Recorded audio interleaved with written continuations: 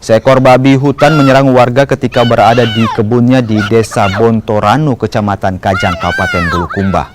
Peristiwa itu direkam cucu korban yang histeris menyaksikan sang kakek diserang babi hutan. Dari rekaman itu, korban juga sempat menyelamatkan diri dengan memanjat pohon.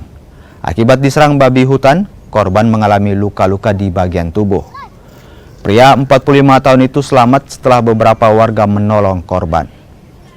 Serangan babi hutan secara tiba-tiba diduga lantaran hendak memangsa hewan ternak korban. Terus awalnya itu kenapa bisa babi itu menyerang? Dia buru sapi itu. Oh, dia buru sapi tak.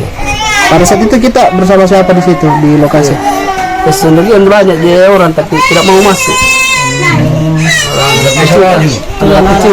Anak kecil gitu. Oh, itu hari sama anak dengan cucu. Itu hari tapi tidak mau masuk sendiri masuk. Berapa ekor babi itu Pak? Ya satu.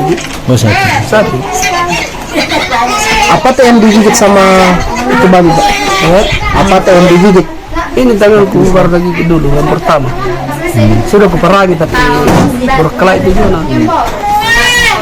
Jadi ini tanganku baru kasih masuk.